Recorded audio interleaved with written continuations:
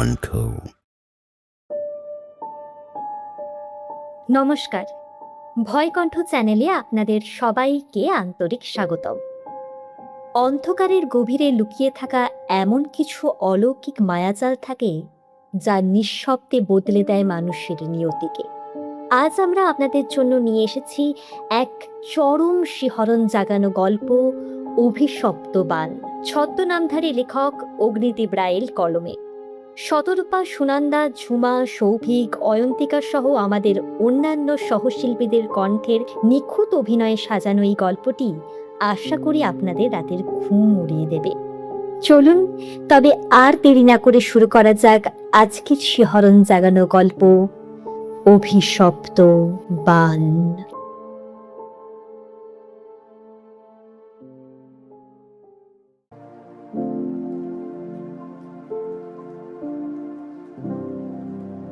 পশ্চিমবঙ্গের চেনা ছকের বাইরে এই শিবপুর নামের ছোট্ট মফস্বল শহরটাতে সময় যেন একটু অন্য গতিতে চলে। এখানকার রাস্তাঘাট, পুরনো ইটের দেওয়ালগুলো যেন কত শত না বলা গোপনীয়তার সাক্ষী। এই শিবপুরেই মাথা উঁচু করে দাঁড়িয়ে আছে একটা বিশাল পুরনো আমলের দোতলা বাড়ি, কংক্রিটের ফাটলে যার গায়ে জমেছে শ্যাওলার সবুজ আস্তরণ। এই বাড়িতে বাস করেন বাসন্তী দেবী আর তার একমাত্র মেয়ে অনুরাধা। স্বামীহারা বাসন্তী দেবীর জীবনের একমাত্র সম্বল এই মেয়েটি। অন্যদিকে ঠিক এই বাড়ির পাশেই একটা ছোট টিনের চাল দেওয়া ইটের তৈরি পুরনো ঘর ভাড়া নিয়ে থাকে এক তরুণ, নাম অভ্র। ভাগ্যের কি অদ্ভুত পরিহাস, শিবপুর কলেজের যে আইকনিক গেটটার সামনে প্রতিদিন হাজারো তরুণের ভিড় জমে, ঠিক সেই কলেজেই অনার্স নিয়ে পড়ছে অনুরাধা। আর অদ্ভুত সমাপতনে অভ্রও ঠিক ওই একই কলেজের ছাত্র।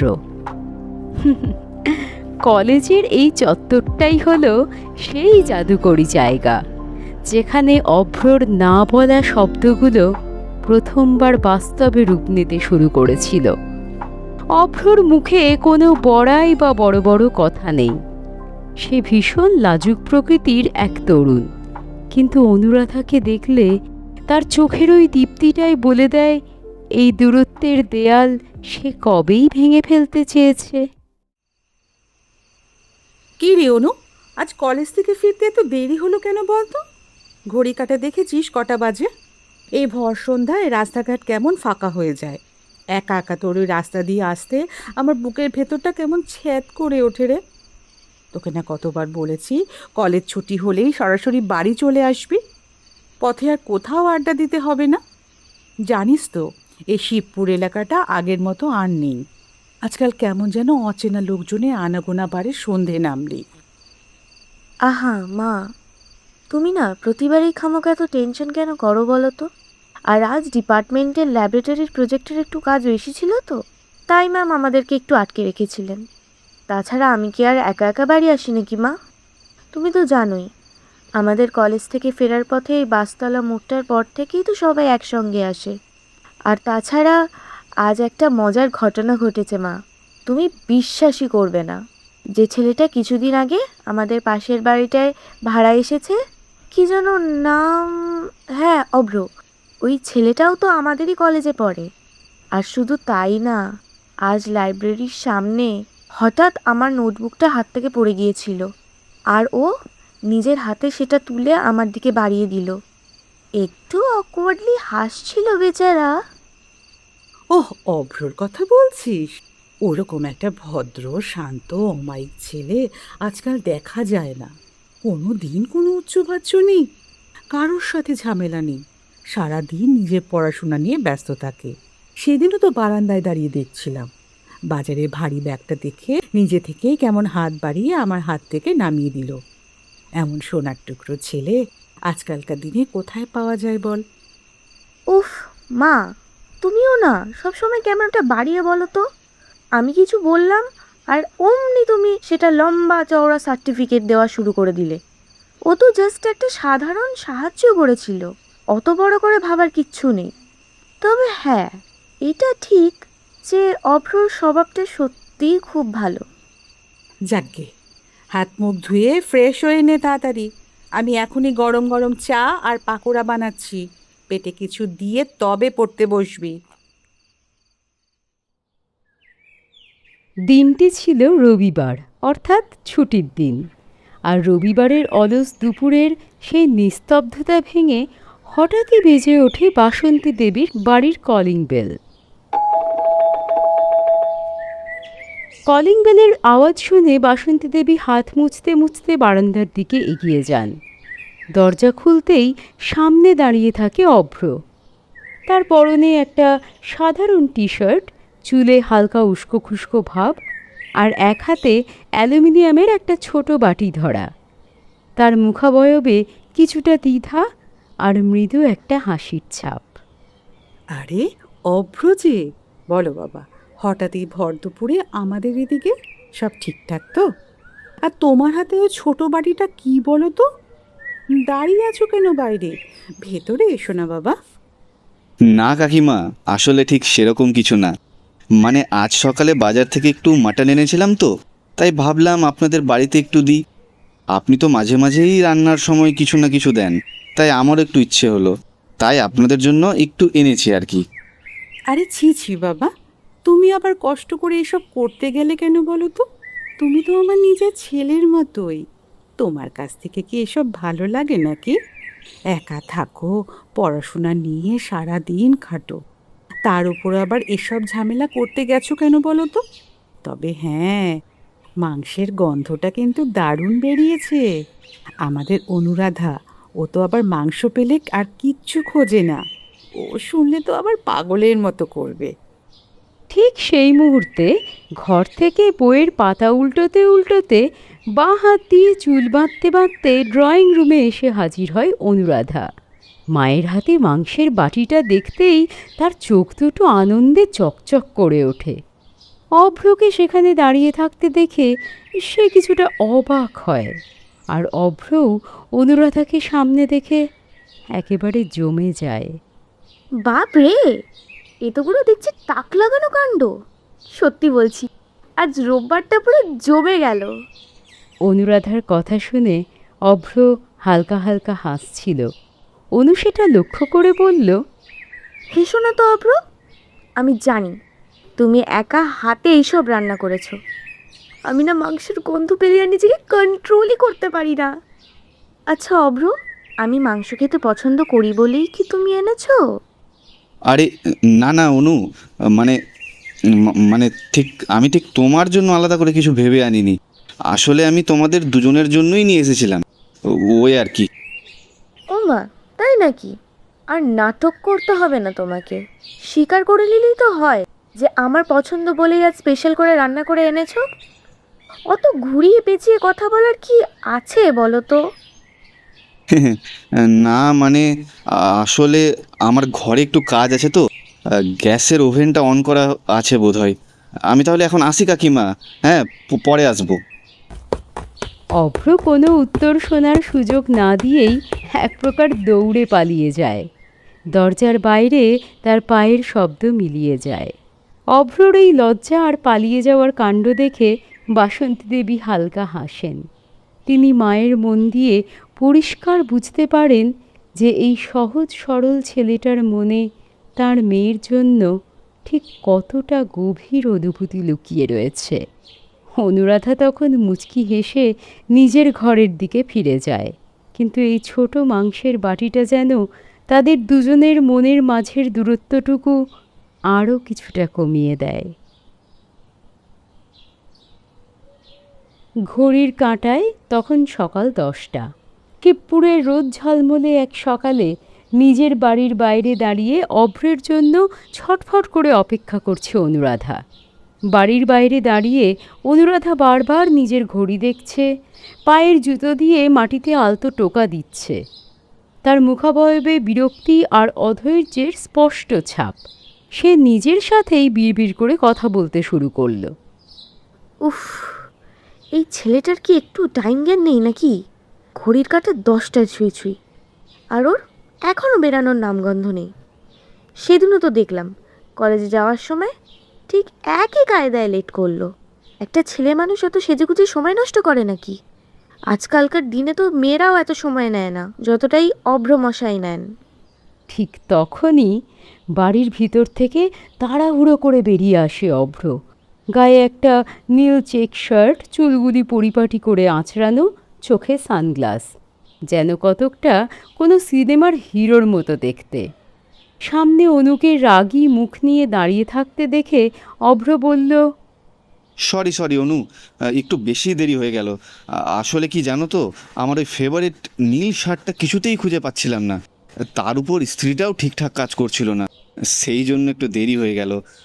সরি। হ্যাঁ, বাবা, একেবারে হিরো সেজে একদম তৈরি হয়ে বেরিয়েছো দেখছি। তা এত সেজেগুজে আজ কার মন চুরি করতে বেরালে শুনি? কলেজে স্পেশাল কেউ নাকি? আরে বলো বলো, লুকিয়ে লাভ নেই, আমি কিন্তু সব ধরে ফেলবো। কী যে বলো না তুমি, কার আবার মন চুরি করবো আমি? অত সস্তা নাকি কারো মন পাওয়া? এসব ফালতু কথা বাদ দাও তো, এমনিতেই অনেক দেরি হয়ে গেছে। তাড়াতাড়ি চলো, নইলে কলেজের ফার্স্ট পিরিয়ডের স্যার আজ ক্লাস থেকেই বের করে দেবে।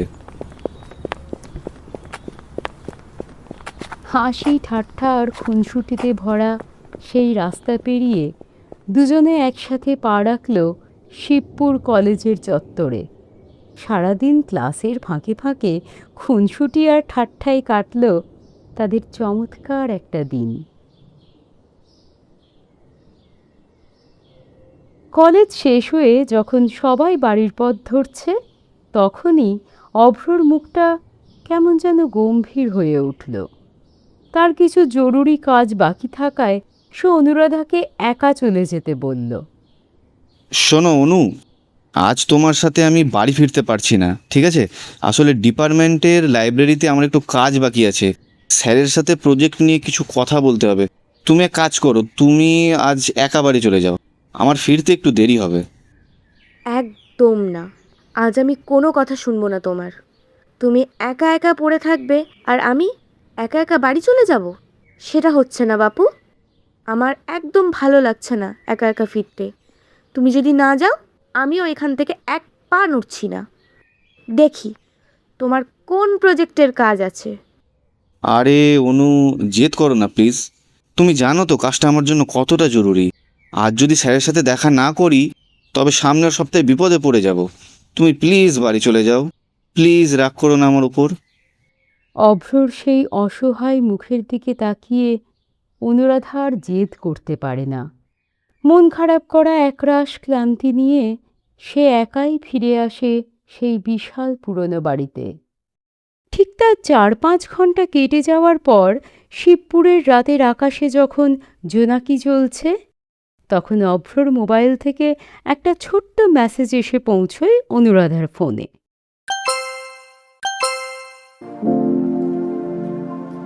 এভাবেই হাসি খুশি আর ভালোবাসার ছায়ায় দিনগুলো কেটে যাচ্ছিল অভ্র আর অনুরাধার। কিন্তু সুখের এই স্থায়িত্ব বেশি দিন সইল না। হঠাৎই এক সকালে অনুরাধার কাছ থেকে কোনো মেসেজের রিপ্লাই না পেয়ে অভ্র যখন ভীষণ চিন্তায় পড়ে যায় যে আজ সে কলেজ যাবেই কি যাবে না, ঠিক তখনই তার সেই ভাবনাকে ছিন্ন ভিন্ন করে পাশের বাড়ি অর্থাৎ অনুরাধাদের বাড়ি থেকে ভেসে আসে এক তীব্র ও অপরিচিত চিৎকারের আওয়াজ। অচেনা সেই গলার স্বর শুনে অভ্র বুঝতে পারল ও বাড়িতে কেউ এসেছে। বাসন্তী, আর কত লুকাবে বলো তো? এতদিন তো অনেক চালাকি করেছো, এবার আমার মুখের ওপর চোখ রাঙানি বন্ধ করো। ভালোই ভালোই বলছি, এই বাড়িটার যে অংশ আমার প্রাপ্য, সেই ভাগের কাগজপত্র আমাকে বুঝিয়ে দাও। আমার দাদা বেঁচে থাকাকালীন মুখে বলে গেছিল যে মৃত্যুর পর পৈতৃক বাড়ির একটা বড় অংশ তার বোন হিসেবে আমিই পাবো। আমার পাওনা আমাকে দিতেই হবে। মিথ্যে কথা, ডাহা মিথ্যে কথা বলছিস সুজাতা তুই। আজ সম্পত্তির লোভে এসে নিজের দাদাকে নিয়ে এমন জঘন্য মিথ্যে বলতে তোমার একটু বুক কাঁপলো না? না, আমার স্বামী জীবদ্দশায় কাকে কি বলে গেছে তাকে তোর মতো একটা লোভী মানুষের থেকে আমাকে সার্টিফিকেট নিয়ে জানতে হবে? ওই মুখে আর কখনো আমার স্বামীর নাম উচ্চারণ করবে না, এই বলে দিলাম। এই বাড়ির এক চুল অংশও তুই পাবি না। আমি ভাবলাম এতদিন পরে এসেছে, যাই সব মনোমালিন্য মিটিয়ে বোঝাপড়া করে নি। কিন্তু তোর পেটে পেটে এত শয়তানি আছে জানলে তোকে বাড়িতে ঢুকতে পর্যন্ত দিতাম না। বেরিয়ে যা, বেরিয়ে যা আমার বাড়ি থেকে। ঠিক তখনই মায়ের আর পিসির এই তুমুল চিৎকার ও ঝগড়ার আওয়াজ শুনে নিজের ঘর থেকে বেরিয়ে আসে অনুরাধা। তার চোখে মুখে চরম আতঙ্ক, কষ্ট আর অসহায়ত্বের ছাপ। সে দুহাতে বুক চেপে ধরে ভয়ে কাঁপতে কাঁপতে এগিয়ে আসে।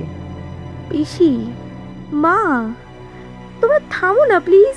ঘরের ভেতর থেকে তোমাদের এই চিৎকার আর জঘন্য কথাগুলো আমার আর সহ্য হচ্ছে না। কেন করছো তোমরা এমন? বাবা তো আর এই পৃথিবীতে নেই। সম্পত্তির জন্য এমন নোংরা লড়াই কেন শুরু করেছো তোমরা বলো তো? একটু শান্ত হও না দুজনে। তুই চুপ করো না, তোর এখানে আসার কোনো দরকার নেই। যা বলছি, নিজের ঘরে গিয়ে দরজা বন্ধ করে চুপচাপ বসে থাক। বড়দের ঝামেলায় তোকে নাক গলাতে হবে না। যা বলছি, সোজা ভেতরে যা। মায়ের ধমক খেয়ে অনুরাধা ফুঁপিয়ে কাঁদতে কাঁদতে মাথা নিচু করে নিজের ঘরের দিকে ফিরে যায়। আর তারপর বাসন্তী দেবী ও সুজাতার মধ্যে সেই তীব্র বাকবিতণ্ডা ও ঝগড়া আরও চরম আকার ধারণ করে।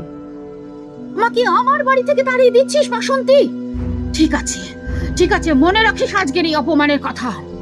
এই বিশাল বাড়ির 1 ইঞ্চি জমিও যদি তুই তোর পেটে রাখিস আর আমাকে আমার ভাগ থেকে বঞ্চিত করিস, তবে আমি তোদের জীবন নরক বানিয়ে দেব। তোদের এই সুখের সংসারে আমি এমন ভাবে ছাড়খাড় করব, এমন ভাবে ছাড়খাড় করব, এমন সর্বনাশ আগুন জ্বেলে দেব যে তোদের বংশে প্রদীপ দেওয়ার কেউ থাকবে না। মনে রাখিস, মনে রাখিস আমার এই অভিশাপ। তোদের এই সাজানো সংসারকে ধ্বংস না করে যদি আমি ছাড়ি, তবে আমার নামও সুজাতা নয়। যা, তোর যত ক্ষমতা আছে সব লাগিয়ে যা পারিস করে দে। তোর ওই হুমকি আর অভিশাপে আমি একটুও ভয় পাই না। যা খুশি তাই কর, তবে জেনে রাখ এই বাড়ির এতটুকু অংশ আমি তোর হাতে তুলে দেব না। বেরো বলছি, আমার বাড়ি থেকে এক্ষুনি বেরিয়ে যা। বাসন্তীর তীব্র প্রতিবাদের মুখে পড়ে সুজাতা আর এক মুহূর্তও সেখানে দাঁড়ালো না। বিড়বিড় করে নানা কুৎসিত অভিশাপ দিতে দিতে সে রাগে থমথমে মুখে বাড়ি থেকে বেরিয়ে মূল রাস্তা ধরে দ্রুত পা চালালো। ঠিক তখনই পাশের বাড়ির জানলার কাঁচের আড়াল থেকে পুরো দৃশ্যটা নিজের চোখে দেখতে পেল অভ্র। সে বুঝতে পারল না ঠিক কী ঘটেছে। সে মনে মনে ভাবল, অনুরাধার সাথে দেখা হলে ব্যাপারটা জানতে হবে।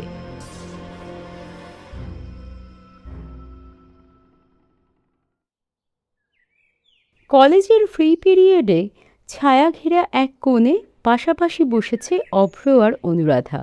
গতদিনের সেই অশান্ত ঝড়ের রেশ তখনও অনুরাধার মনে গভীর দাগ কেটে আছে, আর অভ্রও উদ্গ্রীব হয়ে রয়েছে সত্যিটা জানার জন্য। আচ্ছা অনু, সেদিন তোমাদের বাড়ি থেকে যে ভীষণ চেঁচামেচি আর ঝগড়ার আওয়াজ আসছিল, আমি তো পাশের বাড়ি থেকেই পরিষ্কার শুনতে পাচ্ছিলাম। মনে হচ্ছিল বাড়ির ভেতরে বিশাল কিছু ঝামেলা বেঁধেছে। কি হয়েছিল সেদিন, আর কেই বা এসেছিল তোমাদের বাড়িতে? সেদিন আমাদের বাড়ি আমার পিসি এসেছিলেন। প্রথম দিকে 1-2 দিন নর্মালি ছিল। হঠাৎ সেদিন মার সাথে একদম অগ্নিমূর্তি ধারণ করে ঝগড়া জুড়ে দিয়েছিলেন। পিসির দাবি ছিল আমাদের এই বিশাল বাড়ির একটা বড় অংশ নাকি বাবার কথা অনুযায়ী তাকে দিতে হবে, আর মা সেটা ডাহা মিথ্যে বলে উড়িয়ে দিতেই দুপক্ষের মধ্যে চরম কথা কাটাকাটি শুরু হয়। পিসি যাবার সময় আমাদের পুরো পরিবারকে ধ্বংস করে দেওয়ার ভয়ঙ্কর অভিশাপ দিয়ে গেছে। আরে ধুর পাগলি, এসব কথা ভেবো না তো। মানুষের লোভে তো আর কারোর সাজানো সংসার নষ্ট হয়ে যায় না। উনি রাগ করে বকে চলে গেছেন, তা বলে কি সব সত্যি হয়ে যাবে নাকি? কিচ্ছু চিন্তা করো না, সব ঠিক হয়ে যাবে। বিশ্বাস রাখো নিজের উপর। সত্যি অভ্র, তোমার কথাগুলো শুনলে আমার মনের অর্ধেক ভয় এমনিতেই উধাও হয়ে যায়। অনু, শোনো না, আজ তো কলেজ ছুটির পর বাড়ি ফিরে সেরকম কোনো কাজ নেই আমার। ভাবছিলাম আজ সন্ধ্যায় একটু বেরোবো নাকি দুজনে মিলে। এমনি আশেপাশের রাস্তাগুলো দিয়ে একটু হাঁটবো, ফুচকা মুচকা কিছু খেয়ে আসবো।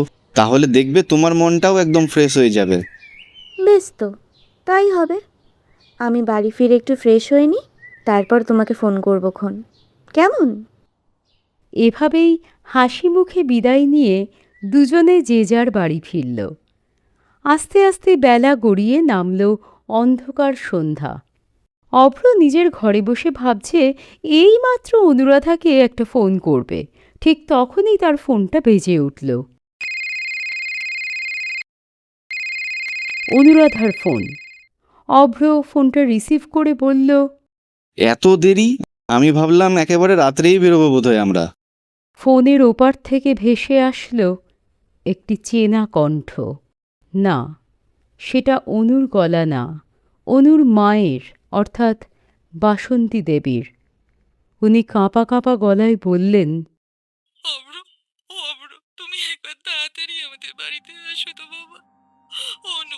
অনুটার কি যে একটা সর্বনাশ হয়ে গেছে। ফোনের ওই পার থেকে বাসন্তী দেবীর আর্তনাদ শুনে অভ্র আর এক মুহূর্তও দেরি করল না। ফোন হাতে রেখেই সে এক ছুটে এসে হাজির হলো অনুরাধাদের বাড়ির ভেতর। ঘরের মধ্যে ঢুকেই সে যা দেখল সেটা দেখার জন্য অভ্র মোটেই প্রস্তুত ছিল না। অভ্র ঘরের ভেতর ঢুকেই অনুরাধাকে বিছানায় শুয়ে থাকতে দেখল। তার সেই চেনা মিষ্টি মেয়েটির চেহারা চোখের পলকে কেমন যেন বদলে গেছে। অনুরাধার গায়ের রং পুরো কালো হয়ে শুকিয়ে গেছে। চোখ দুটির চারপাশ গভীর গর্তের মতো ভেতরে ঢুকে গেছে। দৃশ্যটি এতটাই ভয়ঙ্কর যে অভ্র প্রথম মুহূর্তের জন্যে থমকে দাঁড়িয়ে গেল। অনু, অনু, কি হয়েছে তোমার? তাকাও আমার দিকে। অনু, অনু কথা বলছো না কেন? অনু, এই অনু। বাবা অভ্র, আমি কিচ্ছু বুঝতে পারছি না। কলেজ থেকে ফেরার পর ভালোই ছিল, সন্ধ্যের পর থেকে আস্তে আস্তে কেমন যেন নিস্তেজ হয়ে পড়তে শুরু করলো। হঠাৎ করে আর কথা বলতে পারছে না, শুধু ওইভাবে চোখ ফেলে ওপরের দিকে তাকিয়ে আছে। বাবা, বাবা অভ্র, তুমি তাড়াতাড়ি একটা ডাক্তার ডাকো, আমার মেয়েটাকে বাঁচাও। অভ্র এক মুহূর্তও দেরি না করে তৎক্ষণাৎ পকেট থেকে ফোন বের করে শিবপুরের স্থানীয় ডাক্তারবাবুকে ফোন করে ডেকে পাঠায়। কিছুক্ষণের মধ্যেই ডাক্তারবাবু এসে পৌঁছান এবং অনুরাধাকে ভালো করে পরীক্ষা নিরীক্ষা করে কিছু ওষুধ ও ইঞ্জেকশন লিখে চলে যান। কিন্তু তারপরেই শুরু হয় আসল আতঙ্ক। রাত তখন প্রায় 1টা। নিজের ঘরে বসে অভ্র তখন এক চরম মানসিক যন্ত্রণার মধ্যে দিয়ে যাচ্ছে। কিছুতেই ঘুম আসছে না। অনুরাধার ওই বীভৎস পরিবর্তন কিছুতেই তার মাথা থেকে নামছে না। আজ কলেজ যাওয়ার একদমই ইচ্ছে না থাকা সত্ত্বেও একটা কঠিন নিয়মের বেড়াজালে তাকে একা একাই কলেজে ছুটতে হলো। কারণ আজকের অ্যাসাইনমেন্ট জমা না দিলে তার পুরো সেমিস্টারটাই বরবাদ হয়ে যাবে। সারাক্ষণ মাথার মধ্যে অনুরাধার চিন্তা ঘুরপাক খেতে খেতে সে এক প্রকার জোর করেই কলেজে পৌঁছালো এবং অ্যাসাইনমেন্ট জমা দিয়েই হাঁপাতে হাঁপাতে বাসস্ট্যান্ডের উদ্দেশ্যে রওনা দিল। বাসস্ট্যান্ডের কোলাহলপূর্ণ পরিবেশে দাঁড়িয়ে অভ্র যখন দ্রুত বাড়ি ফেরার জন্য গাড়ির অপেক্ষা করছে, ঠিক তখনই তার ঠিক পাশেই দাঁড়িয়ে থাকা জটাধারী, পরনে মলিন পোশাক পরা এক রহস্যময় ফকির হঠাৎ করেই অভ্রর কাঁধে হাত রেখে তার চোখের দিকে তাকিয়ে রহস্যজনক গলায় কথা বলে ওঠে। বৃথা ছটপট করিস না। তোর ওই ভালোবাসার মানুষটির উপর যা ঘটছে তা দুনিয়ার কোনো ডাক্তার বা সাধারণ অসুখের চিকিৎসায় সারবে না। ওটা কোনো সাধারণ রোগ নয়, এক ভয়ঙ্কর ও অন্ধকারের অলৌকিক শক্তির কালো প্রাস তাকে তিলে তিলে শেষ করে দিচ্ছে। হঠাৎ এক অপরিচিত মানুষের মুখে এমন কথা শুনে চমকে গিয়ে পিছিয়ে আসে। তারপর কিছুটা বিরক্ত ও সন্দেহী চোখে তাকিয়ে বলে, আপনি কে মশাই? আর আমার ব্যক্তিগত ব্যাপার আপনি কিভাবে জানলেন? ফালতু কোথা থেকে চলে এসছে অন্যের ব্যক্তিগত জীবন নিয়ে মাতব্বরি করার জন্য। হাট! আমি কে বা কোথা থেকে এসেছি সেটা বড় কথা নয় বাবা। বড় কথা হলো ওই মেয়েটিকে যদি বাঁচানোর কোনো শেষ ইচ্ছে তোর মনে থাকে, তবে আমাকে আর এক মুহূর্ত দেরি না করে এক্ষুনি তার কাছে নিয়ে চল। এখনো সামান্য একটু বাঁচার আশা বাকি আছে, নয়তো সময় ফুরিয়ে গেলে আর তাকে বাঁচানো সম্ভব হবে না। ফকিরের এই অদ্ভুত কথা শুনে অভ্রর গায়ের লোম দাঁড়িয়ে গেলেও সে তার কথাকে বিশেষ পাত্তা দিল না।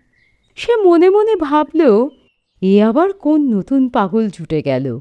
তাই ফকিরের কথায় কান না দিয়ে একটা অটো ধরে সে সোজা নিজের বাড়ির উদ্দেশ্যে রওনা দিল।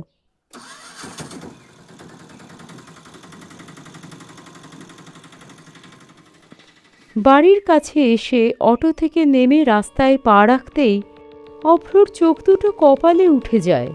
সে দেখে একটু আগে দেখা সেই রহস্যময় ফকিরটি অদ্ভুতভাবে তার বাড়ির ঠিক সামনে শান্ত হয়ে বসে রয়েছে। এ এ- এ কিভাবে সম্ভব? আমি তো তার অনেক আগেই অটো ধরে রওনা দিয়েছিলাম, আর সে আমার আগে এত দ্রুত এখানে এসে পৌঁছালো কি করে? লোকটা কি জাদুকর? আর বোকামি করিস না বাবা। নিজের চোখের সামনে যা দেখছিস তা অন্ধের মতো এড়িয়ে যাওয়ার চেষ্টা করিস না। যদি আজ আমার কথা না শুনিস, তবে তোর ওই প্রিয় মানুষটিকে চিরকালের জন্য ওই অন্ধকারের অতলে হারিয়ে ফেলতে হবে। ফকিরের চোখের এই অদ্ভুত ও জোরালো দৃষ্টি দেখে অভ্রর সমস্ত সংশয় যেন এক মুহূর্তে ভয়ে বরফ হয়ে গেল। সে আর দ্বিরুক্তি না করে লোকটিকে সাথে নিয়ে সোজা ছুটে গেল অনুরাধাদের বাড়ির ভিতরে। কিন্তু ফকিরটি বাড়ির মূল দরজায় পা রেখেই হঠাৎ থমকে দাঁড়ায়। তার চোখ দুটো গোল গোল হয়ে বড় হয়ে যায়, মুখের পেশি শক্ত হয়ে ওঠে এবং সে বলে ওঠে, সর্বনাশ হয়ে গেছে। এই বাড়ির প্রতিটা ইটে, প্রতিটা কোণায় খুব শক্তিশালী কালা জাদু করা হয়েছে। মারাত্মক কোনো অন্ধকার শক্তির আহ্বান করা হয়েছে এখানে। বাসন্তী দেবী এই হঠাৎ চিৎকারে আঁতকে উঠে ঘরের ভিতর থেকে ছুটে আসেন এবং ফকিরের উদ্দেশ্যে বলেন, এ আপনি কি বলছেন? কালো জাদু মানে? কোনো প্রশ্নের উত্তর না দিয়ে ফকির সোজা হেঁটে চলে যায় অনুরাধার ঘরের ভেতর। অভ্র ও বাসন্তী দেবীও আতঙ্কিত হয়ে ঠিক তার পিছন পিছন সেই ঘরে প্রবেশ করেন। ফকির ঘরের চারপাশে একবার তীক্ষ্ণ চোখে তাকিয়ে সোজা ঘরের এক কোণে থাকা একটি পুরনো কাঠের ট্রাঙ্কের দিকে হাত দিয়ে নির্দেশ করে। ওই যে ট্রাঙ্কের ভেতরেই কিছু রয়েছে, যার জন্য এই সব হয়েছে। ফকিরটি এগিয়ে গিয়ে সেই ট্রাঙ্কের ঢাকনাটা সরাতেই ভেতরে যা দেখা যায় তা দেখার জন্যে মোটেও কেউ প্রস্তুত ছিল না। ফকির একে একে সেই ট্রাঙ্কের ভিতর থেকে এমন সব ভয়ঙ্কর বস্তু বের করতে শুরু করে যা দেখে অভ্র ও বাসন্তী দেবী ভয়ে কাঠ হয়ে যান। প্রথমে বেরিয়ে আসে একটি বড় রক্তমাখা পশুর হাড়, তারপর কিছু চুল, এরপর একটা অদ্ভুত কদাকার পুতুল, তারপর সারি সারি সেফটি পিন ও লোহার সূঁচ, আর সব শেষে সে যা বার করে আনে তা দেখে আতঙ্কে যে কারোর শরীর হিম হয়ে যেত। সেটি হলো একটি তাজা কাটা মানুষের আঙুল। ফকির সেটি সরাসরি বাসন্তী দেবীর চোখের সামনে ধরে তীক্ষ্ণ ও কঠোর গলায় প্রশ্ন করে, বলুন, এই বীভৎস জিনিসগুলো এই ঘরের ট্রাঙ্কে কিভাবে এলো? কার ঘর এটা? কে এই বাড়িতে এত বড় সর্বনাশ কালা জাদু করতে পারে? ভয়ে থরথর করে কাঁপতে কাঁপতে গলা দিয়ে কোনো মতে আওয়াজ বের করতে পেরে আতঙ্কে কাঠ হয়ে ফিসফিস করে বললেন, আমি কিছু জানি না বাবা, তবে তবে কিছুদিন আগে আমার ননদ এই বাড়িতে এসেছিল, আর আসার পর বেশ কিছুদিন এই ঘরেই ছিল। ফকিরটি বাসন্তীর কথা শোনার সাথে সাথেই সমস্ত রহস্যের জাল যেন এক নিমেষে পরিষ্কার বুঝতে পারল। কিন্তু সে মুখ ফুটে আর সেই মুহূর্তে কাউকে কিছু বলল না। তার চোখের সেই গম্ভীর অভিব্যক্তি বলে দিল বিপদ ঠিক কতটা ভয়ঙ্কর আকার ধারণ করেছে। সেই অভিশপ্ত ট্রাঙ্ক থেকে বীভৎস জিনিসপত্র উদ্ধারের পর ফকিরটি আর এক মুহূর্তও সময় নষ্ট করল না। সে গম্ভীর পায়ে সেই ঘর থেকে বেরিয়ে সোজা এসে ঢুকল অনুরাধার ঘরে, যেখানে অচেতন অবস্থায় শুয়ে রয়েছে সেই অসহায় মেয়েটি। নিজের ঝোলা থেকে এক মুঠো পবিত্র ভস্য বা ছাই বের করে ফকিরটি প্রথমে অনুরাধার ঘরের চারপাশের কোনায় কোনায় ছিটিয়ে দিল, আর সামান্য একটু ভস্য পরম যত্নে অনুরাধার কপালে ঠেকিয়ে দিল। ফকিরটি তখন বাসন্তী দেবীর দিকে ফিরে নির্দেশমূলক গলায় বলে উঠল, এই মেয়েটির ব্যবহার করা একটা কাপড় আমায় তাড়াতাড়ি এনে দে। বাসন্তী দেবী ভয়ে ভয়ে তাড়াহুড়ো করে ঘর থেকে অনুরাধার একটি কাপড় এনে ফকিরের হাতে তুলে দিলেন। ফকির সেই কাপড়টি নিয়ে ঘরের মেঝেতে বসল এবং মাটিতে হাত দিয়ে অদ্ভুত কিছু নকশা বা যজ্ঞের মতো প্রতীক এঁকে ফিসফিস করে মন্ত্র পড়তে শুরু করল। মহাকালায় বিদ্মহে রুদ্রামূর্তায় ধীমহি তন্নো কালা প্রচোদয়াৎ। ওং মহাকালায় বিদ্মহে রুদ্রামূর্তায় ধীমহি তন্নো কালা প্রচোদয়াৎ। মন্ত্র পড়তে পড়তে হঠাৎ করেই সে থামল এবং একটা লম্বা দীর্ঘশ্বাস ফেলে সোজা বাসন্তীর চোখের দিকে তাকালো। ভালো করে শুনে রাখুন বাসন্তী দেবী, আপনার মেয়ের ওপর সাধারণ কোনো ভূত বা প্রেত বা লৌকিক শক্তি আক্রমণ করেনি। এক অতি ভয়ঙ্কর রাক্ষস ও জঘন্য কালো শক্তির ছায়া তাকে গ্রাস করেছে। আর শুধু তাই নয়, সেই অশুভ শক্তি শুধু তার শরীরটাকেই অসুস্থ করেনি, বরং জোর করে আপনার মেয়ের আত্মাকে টেনে এই পৃথিবী থেকে অন্য এক অন্ধকার ও অজানা জগতেও নিয়ে চলে গেছে। এই কথাটা শোনার সাথে সাথেই বাসন্তী দেবী কিছু বুঝতে না পেরে কান্নায় ভেঙে পড়ে মেঝেতে লুটিয়ে পড়েন এবং হাপুস নয়নে কাঁদতে কাঁদতে বলেন, ভগবান, এ আপনি কি বলছেন? তবে কি আমার মেয়ে আর কোনো দিনই বেঁচে ফিরে আসবে না? চিরকালের মতো হারিয়ে গেল আমার অনু। কেঁদে ভেঙে পড়বেন না বাসন্তী দেবী, একটা মাত্র রাস্তা এখনো খোলা আছে। ও যে জাগতিক নিয়মে হারিয়ে গেছে, তাকে শুধু এই পৃথিবীতে বসে আর ফিরিয়ে আনা সম্ভব নয়। অনুরাধাকে ফিরিয়ে আনতে হলে আমাদের এই জগতের সীমানা পেরিয়ে সেই অন্ধকার জগতে পা রাখতেই হবে। কিন্তু একটা সমস্যা আছে, আমি নিজে সেই ওপারে যেতে পারবো না। আমাকে এই ঘরেই বসে দুই জগতের মাঝখানের অদৃশ্য দরজাটা খোলা রাখতে হবে, যাতে পথ বন্ধ না হয়ে যায়। কথাটা শেষ করেই ফকিরের তীক্ষ্ণ দৃষ্টি গিয়ে পড়ল পাশে দাঁড়িয়ে থাকা অভ্রের মুখের ওপর। সে সরাসরি অভ্রর উদ্দেশ্যে আঙুল তুলে প্রশ্ন করল, অভ্র, একমাত্র তুমিই পারবে ওই জগতে গিয়ে অনুরাধাকে নিয়ে এই পৃথিবীতে ফিরিয়ে আনতে। বলো, তুমি কি তোমার ভালোবাসার জন্য এই চরম মৃত্যুর ঝুঁকি নিতে রাজি আছো? বিন্দুমাত্র সময় নষ্ট না করে চোখে মুখে এক অদ্ভুত জেদ ও ভালোবাসার দৃঢ় প্রত্যয় নিয়ে সোজা এগিয়ে এসে বলে উঠল, ঠিক আছে, আমি প্রস্তুত। অনুরাধাকে ফিরিয়ে আনার জন্য আমাকে যদি নরকেও যেতে হয়, আমি রাজি আছি। বলুন আমাকে ঠিক কি করতে হবে। বেশ, তবে আর দেরি করো না। যাও, অনুরাধার খাটের পাশে গিয়ে ওর ডান হাতটি শক্ত করে ধরে খাটের ওপর বসে পড়ো।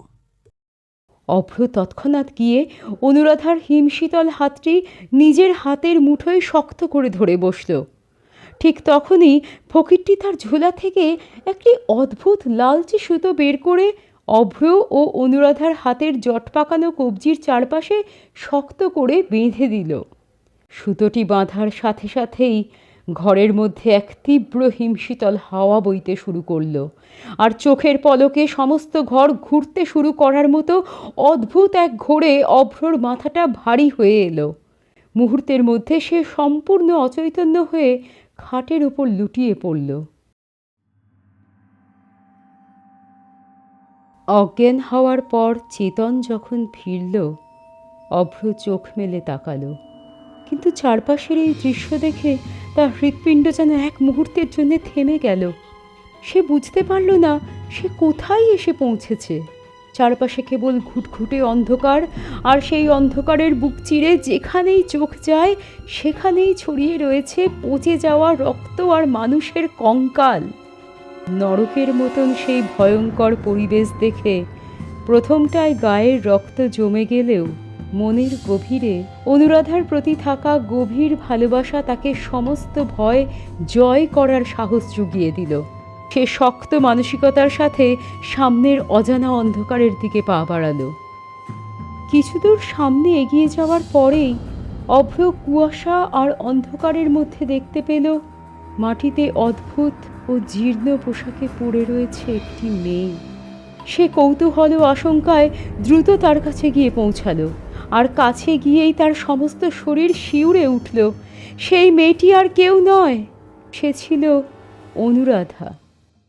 অনু, অনু ওঠো, আমি চলে এসেছি, দেখো তোমাকে আমার সাথে ফিরিয়ে নিয়ে যেতে এসেছি। চোখ খোলো অনু, তাকাও আমার দিকে। ডাকতে ডাকতে অভ্র লক্ষ্য করল অনুরাধার দুটি পা ভারী লোহার এক বিশাল শিকলে মাটির সাথে শক্ত করে বাঁধা। মুহূর্তের মধ্যে তার বুঝতে বাকি রইল না যে এই অভিশপ্ত শিকলটাই আসলে অনুরাধার আত্মাকে এই পৃথিবীর ওপারে বন্দি করে রেখেছে।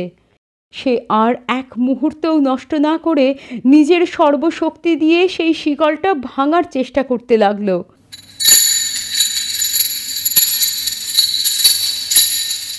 ঠিক সেই মুহূর্তে অভ্রের পিঠের পিছনে এক বিকট আওয়াজ শোনা গেল।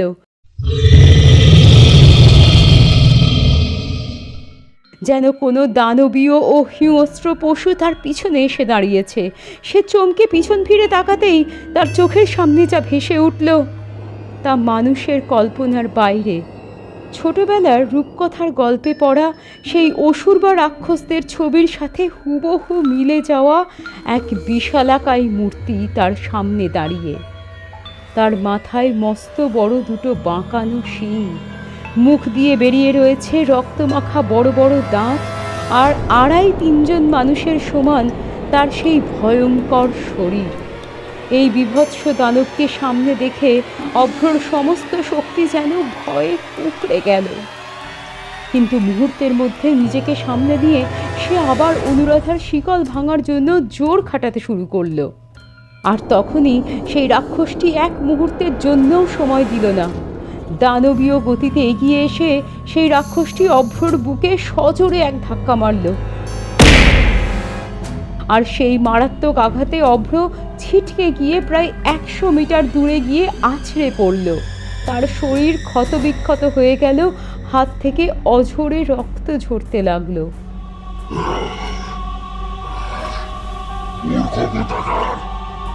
সামান্য এক রক্ত মাংসের শরীর নিয়ে এসেছিস এই নরক থেকে একে ফিরিয়ে নিয়ে যেতে? সাহস তো তোর কম নয়। তুই কোনোদিন একে ফিরিয়ে নিয়ে যেতে পারবি না।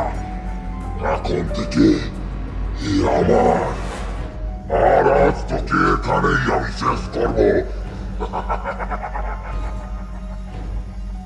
চারপাশ কাঁপানো সেই কুৎসির হাসির শব্দ মিলিয়ে যাওয়ার আগেই অভ্র মাটি থেকে কোনো মতে টলতে টলতে উঠে দাঁড়ালো। তার হাতের কাটা জায়গা থেকে তখনও গলগল করে রক্ত ঝরছে, কিন্তু চোখে মুখে তার হার না মানা এক জেদ। সে পিছিয়ে যাওয়ার পাত্র নয়। সে সরাসরি ওই বিশাল দানবটির দিকে তেড়ে গিয়ে আক্রমণ করল। শুরু হলো একদিকে মর্তের এক সাধারণ মানুষ, আর অপরদিকে এক অসুর শক্তির রক্তক্ষয়ী ও অসীম লড়াই। অভ্রর শারীরিক শক্তি বা অস্ত্রের দিক থেকে সেই রাক্ষসের সাথে পেরে ওঠার বিন্দুমাত্র ক্ষমতা ছিল না, কিন্তু লড়তে লড়তে আচমকাই এক অদ্ভুত অলৌকিক ঘটনা ঘটে গেল। অভ্রর ক্ষতবিক্ষত হাত থেকে ঝরে পড়া রক্তের একটি ফোঁটা গিয়ে সরাসরি পড়ল অনুরাধার পায়ে বাঁধা সেই কালো শিকলটির ওপর। রক্তের ছোঁয়া পেতেই সেই শিকলটি এক অদ্ভুত শিহরণে কেঁপে উঠল, আর রাক্ষসটি যেন তীব্র যন্ত্রণায় আঁতকে উঠে বিকট চিৎকার করে বসল।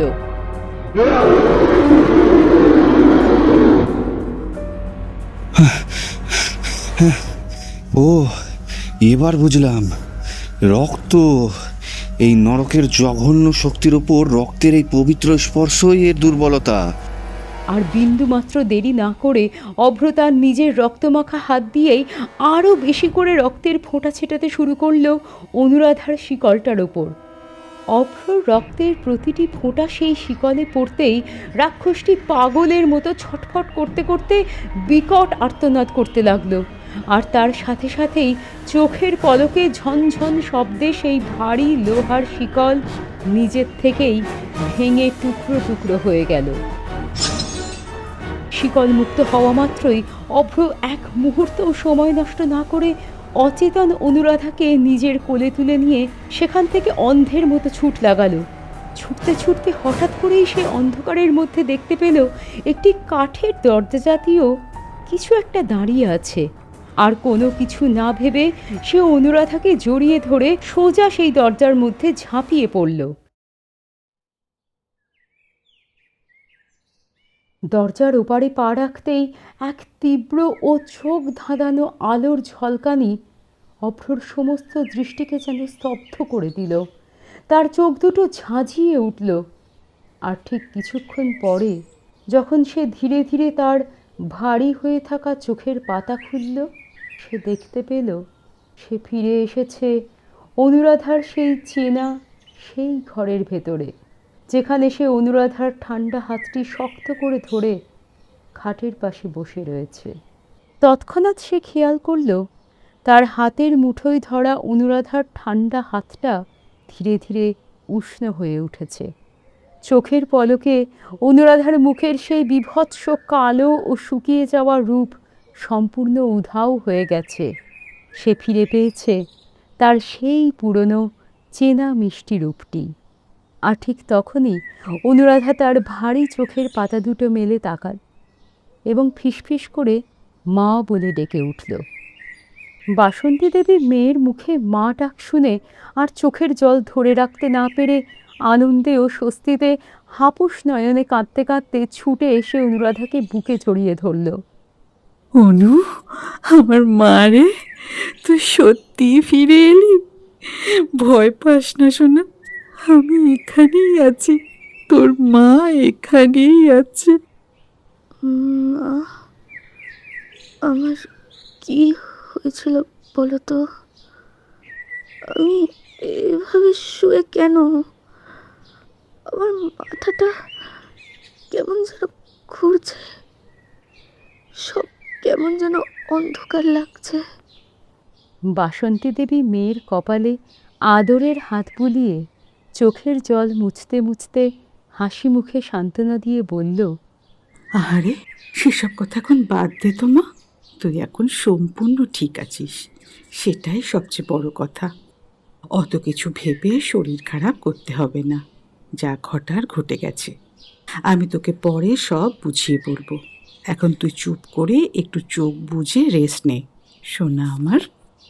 ধীরে ধীরে সব কিছু আগের অবস্থায় ফিরে আসলো। বাসন্তী দেবী ফকিরের পায়ে প্রণাম করল আর অন্তর থেকে ধন্যবাদ জানালো। তারপর ফকিরটি বিদায় নিয়ে বাড়ির বাইরে পা বাড়ালো। অভ্রও তার সাথে গেল তাকে এগিয়ে দেওয়ার জন্য।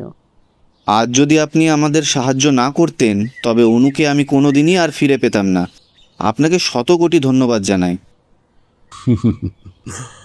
আমাকে ধন্যবাদ দিও না বাবা, আমি তো কেবল আমার জীবনের সাধারণ কাজটুকুই করেছি। আসল কাজটি তো তুমিই করেছো। তোমার ওই নিঃস্বার্থ ও পবিত্র ভালোবাসাই তো ওই অন্ধকার চিরে অনুরাধাকে টেনে আবার এই পৃথিবীতে ফিরিয়ে এনেছে।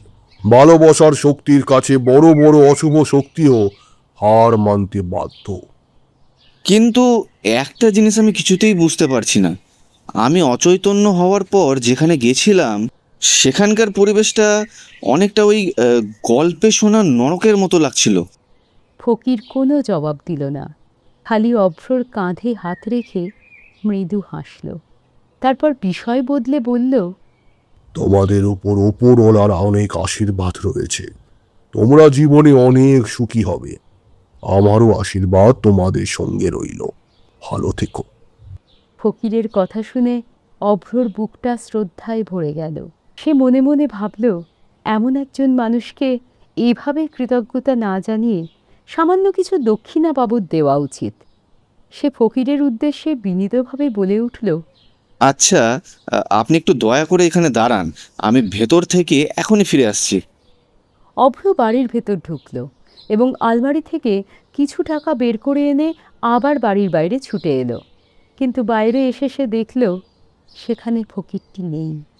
সে হতবাক হয়ে চারিপাশে তাকালো, কিন্তু কোথাও তার চিহ্ন মাত্র নেই। অভ্র ভাবল, এ কীভাবে সম্ভব? টাকা আনতে সে ঘরের ভিতর গিয়েছিল বড়জোর 15 থেকে 20 সেকেন্ডের মতো সময় লেগেছে। এর মধ্যেই এত দ্রুত সেই ফকিরটি কোথাও উধাও হয়ে গেল। নিরাশার সাথে সে অনুর বাড়িতে গেল। গিয়ে দেখল অনু ঘুমোচ্ছে, কিন্তু বাসন্তী দেবী ঘরের বাইরে বসে কি যেন ভাবছেন। তাকে চিন্তিত দেখে অভ্র এগিয়ে গিয়ে বলল, কি হয়েছে কাকিমা, তোমাকে খুব চিন্তিত লাগছে? আচ্ছা অভ্র, একটা কথা বলো তো আমাকে, তুমি কি ওই ফকিরটিকে তোমার আর আমাদের নাম বলেছিলে? কই না তো, আমার তো ফকিরটির সাথে এই বিষয়ে কোনো কথাই হয়নি। আর তাছাড়া আমি তাকে এখানে আনিনি, উনি নিজে থেকেই আমাদের সাহায্য করতে এসেছিলেন। তাহলে উনি আমাদের প্রত্যেকের নাম জানলো কিভাবে? এই প্রশ্নের জবাব অভ্র দিতে পারল না, কারণ অভ্র নিজেই প্রশ্নটা শুনে চিন্তিত হয়ে পড়ল। একটা পুরনো প্রবাদ আছে, কারো ক্ষতি করতে গেলে নিজের ক্ষতি আগে হয়। কালো জাদুর দুনিয়াতেও নাকি ঠিক এমনটাই নিয়ম। কেউ যদি অন্যের অনিষ্ট করতে গিয়ে কোনো মারণ ক্রিয়া শুরু করে আর সেই ক্রিয়া যদি মাঝপথে কেটে যায়, তবে তার সেই উল্টো ধাক্কা এসে আঘাত করে খোদ যে ক্রিয়াটি শুরু করেছিল তার উপর।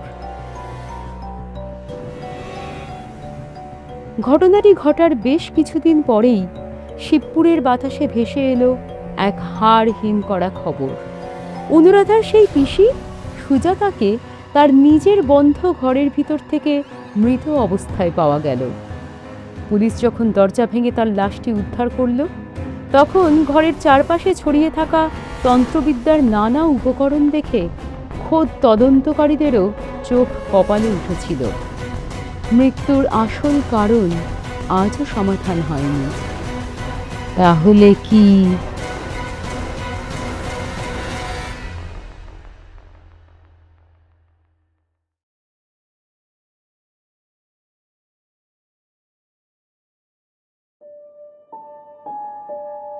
এই ছিল আজকের শিহরণ জাগানো গল্প অভিশপ্ত বান। আজকের গল্পটি ভালো লাগলে লাইক দিয়ে কমেন্টে আপনার মতামত জানাবেন এবং এমনই ভৌতিক ও শিহরণ জাগানো গল্প পেতে ভয়কণ্ঠ চ্যানেলটি সাবস্ক্রাইব করে রাখবেন। আজ এই পর্যন্তই, আবার ফিরবো নতুন কোনো রহস্য, নতুন কোনো শিহরণ জাগানো গল্প নিয়ে। ততক্ষণ পর্যন্ত ভালো থাকবেন, সুস্থ থাকবেন আর ভয় কণ্ঠের সাথে থাকবেন। ধন্যবাদ।